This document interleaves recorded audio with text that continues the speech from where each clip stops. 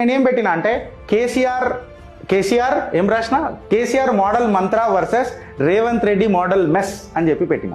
When I say this I stand corrected with my data పెట్టే మాట్లాడతా. చిట్టా లోపలికి పోదాం. భారతీయ రాష్ట్ర సమితి యొక్క 10 సంవత్సరాల పరిపాలన వాళ్ళు ఒక ఆలోచన దిక్సూచితో స్టార్ట్ చేసిరు. ఎట్లా అనంటే ఫస్ట్ ఫుడ్ షార్టేజ్ ఉండకుండా, అంటే ఆహార భద్రత, నీటి కొరత, ఏ నాగరికత నిలబడాలంటే ఫస్ట్ నీళ్ల కాడనే మొదలైంది. అది నీళ్ళు అనేది జీవనోపాధి, జీవనోద్ధారం.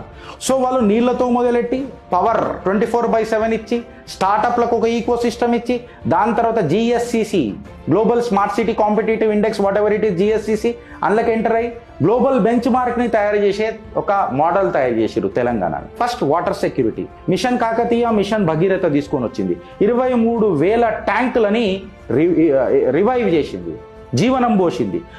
ప్రతి ఇంటింటికి నల్లా అనే ఒక బేసిక్ క్రైటీరియా మాట్లాడింది. లిఫ్ట్ ఇరిగేషన్ పేరు మీద బెల్టులు తయారు చేసి నీళ్లు అందించింది. దాని తర్వాత తెలంగాణ స్వతంత్ర భారతదేశంలో వాటర్ సర్ప్లస్ స్టేట్ అయింది. నీళ్లే ఉండయి తెలంగాణలో. 650 మీటర్లకు నీళ్ళు ఎత్తి చూపి తెలంగాణ వాటర్ సర్ప్లస్ స్టేట్ లాగా తీర్చిదిద్దిండు. నెక్స్ట్ ఏమొచ్చింది అని అంటే, ఏ ఇండస్ట్రీ రావాలన్నా పవర్ సెక్టర్ చాలా కీలకం అని అంటారు. భారతదేశంలోనే 24/7 ఆల్ సెక్టార్స్ కి పవర్ అందించిన రాష్ట్రం ఏదుంది అని అంటే తెలంగాణ అని చెప్పి పలు మాటలలో మాట్లాడిండ్రు. 0 power cuts, 0 load shedding. When I say 0 load shedding, ఒకసారి మీరు అర్థం చేసుకోవాల్సింది ఏంటంటే 7,778 మెగావాట్ల నుంచి 18,453 మెగావాట్ల దాకా కెపాసిటీని డబుల్ చేసిర్రనంటే ఇది గుణాత్మకమైన మార్పు కాదా? పీక్ డిమాండ్ అని అంటాం కదా మనం. పీక్ డిమాండ్లలో 15,000 మెగావాట్స్ స్మూత్గా హ్యాండిల్ చేసింది బీఆర్ఎస్. లాస్ట్ టైం సమ్మర్లా పీక్ డిమాండ్ వచ్చినప్పుడు ఏ రకంగా తర్జన భర్జన అయిందో కాంగ్రెస్ ప్రభుత్వం మనం అందరం చూసినాం. అగ్రికల్చర్ ట్రాన్స్ఫర్మేషన్ తీసుకొని చూస్తే 20 లక్షల ఎకరాల నుంచి 85 లక్షల ఎకరాల వరకు సాగు చేసినాము అన్న ముచ్చట బీఆర్ఎస్ మాట్లాడింది. మళ్ళీ కాంగ్రెస్ దీన్ని వ్యతిరేకియగలుగుతుందా? వ్యతిరేకిస్తే ఆధారాలు చూపగలుగుతుందా? ఫార్మర్స్ యొక్క, రైతుల యొక్క జీడిపిని మేము డబుల్ చేసినాం అని చెప్పి చెప్తున్నారు.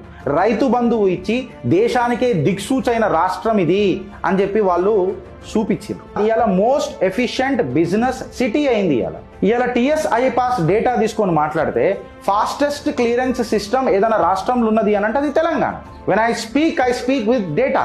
If there is anyone who want to challenge this, please come with the data. ఇవాళ 2.5 లక్షల ఇండస్ట్రీస్ అప్రూవ్ అయినాయి ఈ టీఎస్ ఐపాస్లా. 4 లక్షల కోట్ల యాక్చువల్ ఇన్వెస్ట్మెంట్లు జరిగినాయి.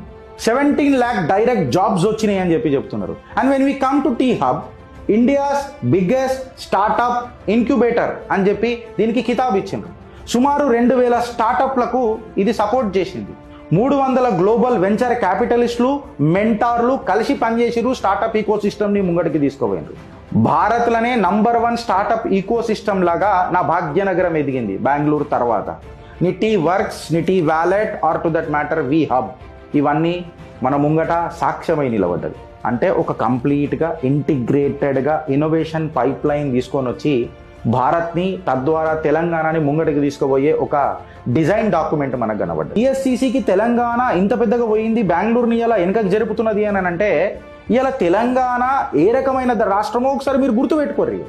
ఏషియా పసిఫిక్లనే ఐటీ సర్వీసెస్లో టాప్ 3 రాష్ట్రం లెక్క నిలబడ్డది friends. This is the absolute data. నీకు పవర్ ఎప్పుడైతే, రాజ్యాధికారం అంటే రాజకీయం ఎప్పుడైతే నీ స్టేబుల్ ఉంటుందో, రాజకీయం స్టేబుల్ ఉంటే నీకు పవర్ సెక్టార్ల పవర్ కూడా స్టేబుల్ ఉంటుంది.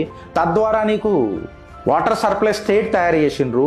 నీ ఖజానాకు కొంచెమో గొప్పనో, ఓకే అప్పులు ఉండే, నేను లేవని అంటలేను, బట్ అట్లీస్ట్ పంచాయతీలు ఇంత పెద్దగా కాలే. ఇప్పటిదాకా ఎవడొచ్చి బిజినెస్లో తీసుకొని పోలే. ఒక బిజినెస్ క్లైమేట్ మంచిగా ఉండే. ఆధారాలు ఏంది గిరీష్? బిజినెస్ క్లైమేట్ మంచిగా ఉండే అని అంటే ఇవాళ హైదరాబాద్ వరల్డ్ వ్యాక్సిన్ క్యాపిటల్ అయింది. 1/3 of the global vaccine production ఏదైతుందో నా తెలంగాణ, నా భాగ్యనగర భాగ్యరేఖలు మార్చింది. ఇలా ఫార్మా సిటీ మీరు తీసుకొని చూస్తే వరల్డ్స్ లార్జెస్ట్ క్లస్టర్ ఏదైతుందో 14,000 ఎకరాలు అనుకుంటా కదరా.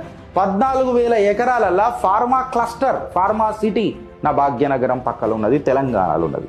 ఏరోస్పేస్ ఇంకా డిఫెన్స్ తీసుకొని చూస్తే 1 కాదు, 2 కాదు, 3 కాదు, 150కి పైగా ఓఈఎంలు సంతకాలు చేశారు. బోయింగ్, టాటా తీసుకో, లాకెట్ మార్టినే తీసుకో, ఎక్సెట్రా ఎవడన్నా తీసుకో, అమర్ రాజా, ఒలెక్ట్రా, ఎక్సెట్రా ఈవీ మ్యానుఫ్యాక్చరింగ్లలో కూడా బ్యాటరీస్లలో కూడా భాగ్యరేఖలు ఏ రకంగా ఉండే ఒకసారి నువ్వు చూసుకో.